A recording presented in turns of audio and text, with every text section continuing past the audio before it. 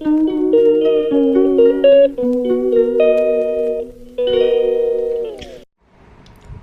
guys, top 10 YouTube ചാനലിലേക്ക് എല്ലാവർക്കും സ്വാഗതം. നടൻ സിദ്ദീഖിന്റെ അന്വേഷണവുമായി ബന്ധപ്പെട്ട് കോടതി ജാമ്യാപേക്ഷ തള്ളിയിരുന്നില്ല. ജാമ്യം കൊടുത്തു സുപ്രീം കോടതി എന്ന ആ ഒരു ഇതാണ് നമ്മൾ കേട്ടിരുന്നത്. ഇപ്പോഴിതാ സിദ്ദീഖ് കൊച്ചിയിൽ ഉണ്ടായിരുന്നതായി രേഖകൾ.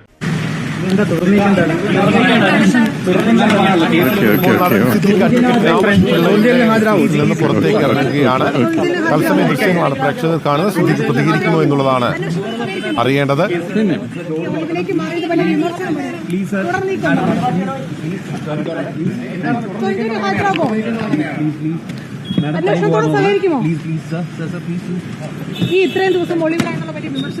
സുപ്രീം കോടതിയിൽ നിന്ന് ജാമ്യം കഴിഞ്ഞ ദിവസമാണ് സിദ്ദീഖിന് ലഭിച്ചത്. അതേ തുടർന്ന് അദ്ദേഹം ഒളിവിലായിരുന്ന അദ്ദേഹം പുറത്തേക്ക് വന്നിരുന്നു. ഇപ്പോൾ മകനൊപ്പം അഡ്വക്കേറ്റ് രാമൻ പിള്ളയുടെ കൊച്ചിയിലെ ഓഫീസിൽ എത്തി നിയമപരമായ മറ്റു നടപടികൾ ഉൾപ്പെടെ ചർച്ച ചെയ്തതിനു ശേഷം അദ്ദേഹം പുറത്തേക്ക് ഇറങ്ങുകയാണ്. വാഹനത്തിൽ സിദ്ദീഖുണ്ട്. കഴിഞ്ഞ ദിവസങ്ങളിൽ ഹൈക്കോടതി മുൻകൂർ ജാമ്യ ഹർജി തള്ളിയതിനെ തുടർന്ന് സിദ്ദീഖ് ഒളിവിൽ പോയിരുന്നു.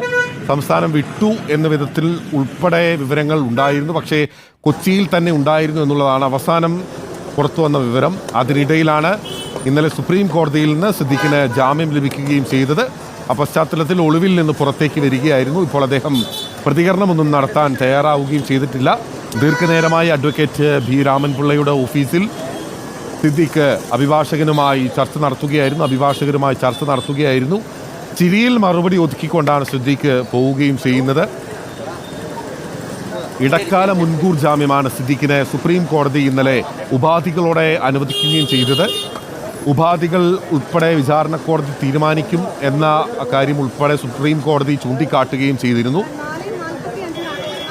8 വർഷം എന്തുകൊണ്ട് ഇക്കാര്യത്തിൽ നടപടിയൊന്നും എടുത്തിരുന്നില്ല എന്നുള്ള പ്രധാനപ്പെട്ട ചോദ്യം ഹേമ കമ്മിറ്റി റിപ്പോർട്ടും ഉൾപ്പെടെ ഈ പരാതിയുമായി അതിജീവിതയുടെ പരാതിയുമായി ബന്ധപ്പെട്ടുകൊണ്ട്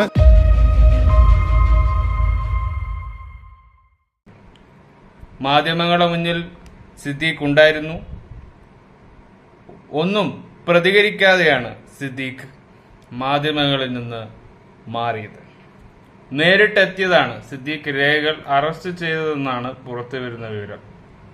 September 28, 2021 publish by express Kerala നെറ്റ്വർക്കിലൂടെ പോസ്റ്റ് ചെയ്തതാണ്. കൊച്ചി ബലാത്സംഗ കേസിൽ മുൻകൂർ ജാമ്യം തള്ളിയ നടൻ സിദ്ദീഖ് 4 ദിവസം മുമ്പ് വരെ കൊച്ചിയിൽ ഉണ്ടായിരുന്നതായി രേഖകൾ പുറത്ത്.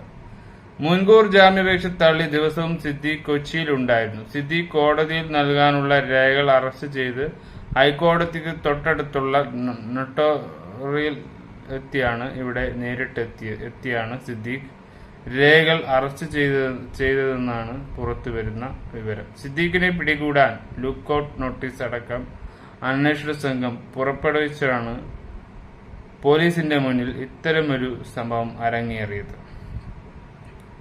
സിദ്ദീഖ് ഒളിവിൽ പോയിനോ ഒക്കെയാണ് പിന്നീടുള്ള വാർത്തകൾ. റിപ്പോർട്ട് ചാനലിൽ സിദ്ദീഖിന്റെ വീഡിയോ നമ്മൾ കണ്ടു.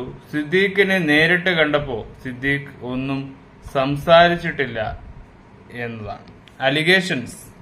സിനിമ എന്ന പറയുന്ന വിവാദത്തിലുള്ള ഏറ്റവും വലിയ അലിഗേഷൻ മിനു മുനീറിന്റെയും ഒക്കെ സിദ്ദീഖിനെതിരെയും പല നടന്മാർക്കെതിരെയും ഈ അലിഗേഷൻസിന്റെ സത്യാവസ്ഥ തെളിയാൻ ജനങ്ങൾ കാത്തിരിപ്പുണ്ടായിരുന്നു.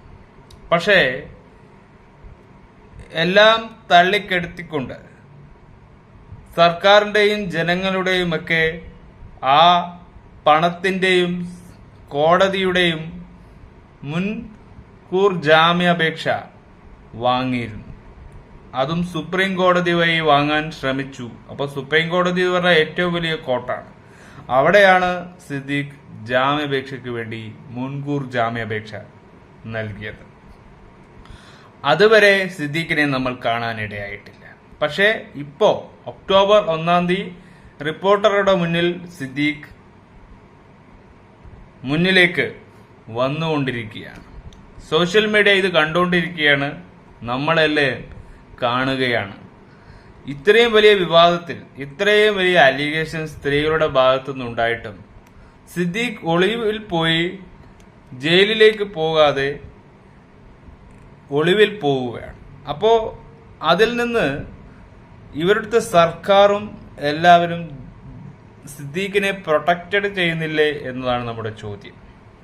ആരും സിദ്ദീഖിനെതിരെ വലിയ അന്വേഷണമോ ദിലീപിനുണ്ടായ പോലത്തെ പ്രശ്നങ്ങളോ നമ്മൾ കണ്ടിട്ടില്ല. ദിലീപിനെ അപ്പാടെ അറസ്റ്റ് ചെയ്തുവെങ്കിലും സിദ്ദീഖിന്റെ അറസ്റ്റ് എന്ന് പറയുമ്പോൾ അതിന് സമയവും കാലവും എടുത്താണ് അവർ അന്വേഷിക്കുന്നത്. എന്തുകൊണ്ടാണ് അങ്ങനെയെന്ന് ചിന്തിക്കുന്നുണ്ട്. കുറെ കാലം മുമ്പ് നടന്ന ഒരു കേസുമായി ബന്ധപ്പെട്ടതാണ്. പക്ഷേ ഇപ്പോഴും അത് വാർത്താ പ്രാധാന്യമുള്ള, ഇന്നും സോഷ്യൽ മീഡിയയിലെ ഏറ്റവും വലിയ ഇന്നത്തെ ലേറ്റസ്റ്റ് അലിഗേഷൻസിൽ ഒരു വിഭാഗത്തിൽപ്പെട്ടതാണത്. പ്രേക്ഷകർക്കും നമുക്കും അറിയണം, സത്യത്തിൽ സിദ്ദീഖ് ക്രൂരനാണോ അല്ല ഒരു സാധാരണ ആ തന്മയത്വത്തോടുള്ള സിദ്ദീഖ് തന്നെയായിരുന്നു എന്നതാണ്. പക്ഷേ സിദ്ദീഖിന്റെ ഉള്ളിൽ പല ഒളിവുകളുണ്ട്, പല മറകളുണ്ട്. പല കാര്യങ്ങൾ മാഫിയ സംഘത്തിന്റെ ഇടയിൽ പല ഘടകങ്ങളായി സിദ്ദീഖിന് വലിയ പങ്കുണ്ട്. അതില്ല എന്നൊന്നും എത്ര മായ്ച്ചു വെച്ചാലും സത്യത്തെ മൂടിവെക്കാൻ പറ്റില്ല. അത് ഏത് കോടതി വിചാരിച്ചാലും ആര് വിചാരിച്ചാലും ആ നീതി സത്യസന്ധമായ നീതിയായിരിക്കില്ല. ഒരു വിധിയാവുമ്പോഴും അതിലും ഒരു സത്യസന്ധത ഉണ്ടാവണം. ഒരു ജനപ്രതിയുടെ മുന്നിൽ അത് വളരെ വലിയൊരു അലിഗേഷൻസ് ആണ്. അപ്പോൾ മകനാണ് അച്ഛനെ സപ്പോർട്ട് ചെയ്ത് നിൽക്കുന്നതെന്നും നമുക്കറിയാം. അപ്പോ സിദ്ദീഖ് എവിടെയും ഒളിവിൽ പോയില്ല, കൊച്ചിയിൽ തന്നെ ഉണ്ടായിരുന്നു എന്നതാണ് ഇപ്പോ വാർത്തയിൽ വരുന്നത്. അപ്പോ ഏതാണ് നമ്മൾ വിശ്വസിക്കേണ്ടത്? ഒളിവിൽ പോയിരുന്നു, ഒളിവിൽ പോയിട്ടില്ല എന്നോ? വളരെ ബുദ്ധിമുട്ടാണ് ഇങ്ങനത്തെയുള്ള അലിഗേഷൻസിൽ ഒരു നിയമ കാര്യങ്ങളും നടപടിയെടുക്കാതെ സിസ്റ്റമിന്റെ പരാജയം അത് നമ്മൾ കാണുന്നു. ഇനി എന്താണ്? ഇനി നെക്സ്റ്റ് എന്ന് പറഞ്ഞാൽ ഇവരെ അറസ്റ്റ് ചെയ്യുമോ? ഇവർ ജാമ്യം കൊടുത്തോ? അല്ല ഇതുപോലെ തന്നെ നടത്തിക്കാനാണോ ഇനിയും മുന്നോട്ടുള്ള വഴി? ഒന്നും സിനിമാ മേഖല തുറന്നു പറയുന്നില്ല. എല്ലാം മൗനമായി നിന്ന് ഒന്നിനെയും പ്രതികരിക്കാതെ ഈ സൈലൻസ് എന്തിനൊക്കെ വേണ്ടിയാണ് എന്നതാണ്. ജയസൂര്യയും ഒന്നും സംസാരിച്ചിരുന്നില്ല. അപ്പോ ഈ അലിഗേഷൻ സമയത്ത് ഈ സിനിമാ മേഖല മൊത്തം മൗനമായി നിൽക്കുമ്പോൾ പലരും രാഷ്ട്രീയക്കാരായാലും കോടതിയായാലും അതിൻ്റെതായ അവരുടെ പ്രിഫറൻസ് കൊടുക്കുന്നു എന്നാണ് അതിന്റെ യാഥാർത്ഥ്യം. ഇതൊക്കെ ഉണ്ടായതുകൊണ്ടാണ് ഒരു സിനിമാ മേഖലയിലെ വലിയ ക്രൂരതകളെ മായ്ക്കപ്പെടുന്നത്. അത് സത്യത്തിൽ ഉള്ളതാണോ ഇല്ലാത്തതാണോ അത് തിരിച്ചറിയണം. അത് തിരിച്ചറിയാനാണ് ഓരോ പ്രേക്ഷകരും കുറ്റം തെളിയണം എന്ന് പറയുന്നത്. ഏതൊരു വ്യക്തിക്കായാലും സത്യസന്ധമായ റിപ്പോർട്ട് കാണാനാണ് ഇഷ്ടം. വ്യാജമായും ആളെ പറ്റിക്കുന്ന റിപ്പോർട്ട്സും കണ്ടു നിൽക്കാൻ കഴിയില്ല. നമ്മളും സാധാരണക്കാരനാണ്, നമുക്കും അറിയേണ്ട ഒരു പൗരൻ എന്ന നിലയിൽ ഇതൊരു തെറ്റായ നടപടിയല്ലേ എന്ന് ചൂണ്ടിക്കാട്ടുന്നു. പക്ഷെ പലരും ചൂണ്ടിക്കാട്ടുമ്പോഴും ആ പലരിലും നമുക്കും പറയാൻ ആഗ്രഹമുണ്ട്, ഇത് തെറ്റല്ലേ. ഈ ഒരു സമീപനം സിദ്ദീഖിന്റെ വീട്ടിൽ തന്നെ ഉണ്ട് എന്നത് പോലീസുകാർക്കറിയാം, നിയമപാലകർക്കറിയാം. പിന്നെ എന്തുകൊണ്ട് പോലീസ് അവരെ കുറിച്ച് അന്വേഷിച്ചില്ല? സിദ്ദീഖിന്റെ വീട്ടിൽ റീസെന്റായി അന്വേഷിക്കാൻ സാധിക്കാത്തത് അവർക്ക് എന്തോ അതിൽ സിദ്ദീഖിനെ രക്ഷപ്പെടുത്തണമെന്ന ഒരു മുൻകൂട്ടി തീരുമാനമുണ്ടോ? ഇതിൽ പിണറായിയും സർക്കാരും ഒക്കെ കൂടെ നിൽക്കുന്നുണ്ടോ? ഈ പല ചോദ്യങ്ങളാണ് സത്യത്തിൽ പ്രേക്ഷകരുടെ മുന്നിലേക്ക് വരുന്നത്. പ്രേക്ഷകരുടെ ജഡ്ജാണ് അവസാനത്തെ ജഡ്ജ്മെന്റ്. അതാണ് നിങ്ങൾ വിശ്വസിക്കേണ്ടത്. അല്ലാതെ നിങ്ങൾ പ്രേക്ഷകർക്ക് വേണ്ടിയാണ് സിനിമാ ലോകം നിൽക്കുന്നെങ്കിൽ പ്രേക്ഷകരുടെ അഭിപ്രായങ്ങളും നിങ്ങൾ അവരുടെ അഭിപ്രായങ്ങളുടെയും നിങ്ങൾ ഒത്തുപോകണം. അല്ലാതെ നിങ്ങളുടേതായ ഒരു രീതിയില്ല, നിങ്ങളുടേതായ ഒരു സ്വന്തമായ അഭിപ്രായം പാടില്ല. അത് ഏത് കാര്യത്തിലായാലും ആ അലിഗേഷൻസിന് വാല്യൂ നഷ്ടപ്പെടുന്നത് വരെ ഇപ്പോഴും നിങ്ങളിൽ നിന്ന് സംശയം മാറുകയില്ല. നിങ്ങളിപ്പോ ഒരു ക്രൈമിൽ പെടുന്നവരാണ്, ഒരു കുറ്റവാളി എന്ന് തന്നെയാണ് നിങ്ങൾ ഇപ്പോഴും പറയുക. ഒരു നടനെന്ന് പറയാൻ നിങ്ങളെ കൊണ്ട് പറ്റില്ല. ഒളിവിൽ പോവുകയും കുറ്റം ഞാൻ ചെയ്തു എന്ന് സമ്മതിക്കുന്ന രീതികളാണ് നിങ്ങളുടെ ഭാഗത്തുനിന്നുണ്ടായിരിക്കുന്നത്. അപ്പോ സമൂഹം എല്ലാവരും നിങ്ങളൊരു കുറ്റം ചെയ്ത ക്രിമിനലിനെ മാതിരിയല്ലാതെ നിങ്ങളൊരു നടനായോ ഒരു കലാകാരനായോ വിശ്വസിക്കാൻ പറ്റില്ല. അതിന്റെ എന്തെങ്കിലും ഒരു തെളിവ് നിങ്ങൾ ഉണ്ടാക്കാതെ ഒളിഞ്ഞു നിന്ന് നിങ്ങൾ ഫൈറ്റ് ചെയ്യുകയാണ്. അത് എന്തിനു വേണ്ടിയാണ്? ആ ഫൈറ്റിംഗ് നിങ്ങളെ മാത്രം സംരക്ഷിക്കാൻ, അല്ലാതെ നിങ്ങൾ ജനങ്ങളോട് മാപ്പ് പറയാനോ ജനങ്ങളോട് അതിൽ നിന്ന് എന്തെങ്കിലും അവരുടെ ഒപ്പീനിയൻ അറിയാനോ നിങ്ങൾ നിൽക്കുന്നില്ല. അതാണ് നിങ്ങളുടെ അഭിപ്രായ വ്യത്യാസം. ആ അഭിപ്രായ വ്യത്യാസം മാറിയില്ലെങ്കിൽ ജനങ്ങൾ ഇതുപോലുള്ളവർ സമയത്ത് ക്രൂശിക്കുക തന്നെ ചെയ്യും. അതുകൊണ്ട് ഈ സത്യസന്ധമായതല്ലാത്ത ഒരു കാര്യവും നിലനിൽക്കില്ല എന്നതാണ് മിസ്റ്റർ സിദ്ദീഖ് നിങ്ങൾ മനസ്സിലാക്കേണ്ടത്. നിങ്ങളുടെ മകനും നിങ്ങളും എന്തൊക്കെ ഒളിപ്പിക്കാൻ നോക്കിയാലും അതിലെന്തെങ്കിലും തെറ്റുണ്ടെങ്കിൽ അത് പുറകത്തേക്ക് തെളിച്ചു വരും. അത് ഒരു ജാമ്യത്തിൽ പോലും മറക്കാനുള്ള കാര്യമല്ല. സത്യസന്ധമായ അലിഗേഷൻസ് ആണെങ്കിൽ അത് പുറത്തു വരും. അല്ലാതെ തെറ്റായ അലിഗേഷൻസ് ആണെങ്കിൽ നിങ്ങൾ വിജയിക്കുക തന്നെ ചെയ്യും.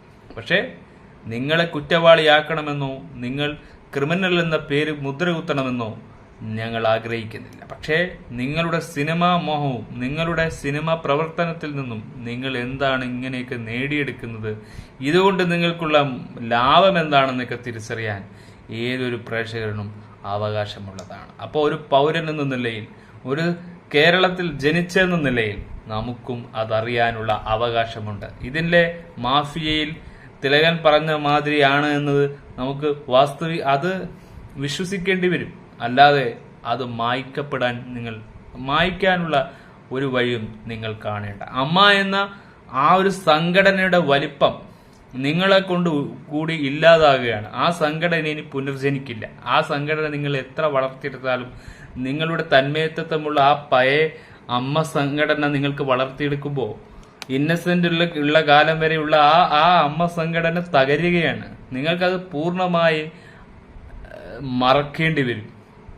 ആ സംഘടന കൊണ്ടോ നിങ്ങൾക്ക് മറ്റുള്ളവർക്ക് സഹായം ചെയ്തുകൊണ്ടോ അതൊരു പുണ്യമാവില്ല. അതുകൊണ്ട് സംഘടനാപരമായും ഹേമ റിപ്പോർട്ടിന്റെയും ഭാഗമായും നടക്കുന്ന ഈ ഒരു വിഷയത്തിൽ നിങ്ങളെ സംരക്ഷിക്കുന്നതിനോടൊപ്പം ജനങ്ങളുടെ ചോദ്യത്തിനും നിങ്ങൾ മറുപടി പറയണം. അല്ലാതെ ഒളിഞ്ഞ് നിന്ന് നിങ്ങൾ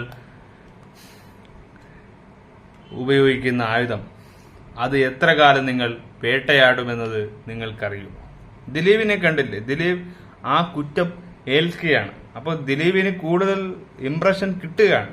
നിങ്ങൾ ഒളിവിൽ പോകുമ്പോൾ നിങ്ങളൊരു കുറ്റവാളി മാത്രമാകുകയാണ്. ദിലീപിന് കിട്ടുന്നത് പോലും കിട്ടില്ല നിങ്ങൾക്ക്. അതുകൊണ്ടാണ് പറയുന്നത്, ഒരിക്കലും ഒളിച്ചോട്ടം ഒരു നടനോ ഒരു കലാകാരനോ പറ്റിയതല്ല എന്ന് പറഞ്ഞതുകൊണ്ട് ഞാൻ നിർത്തുകയാണ്. Winding of.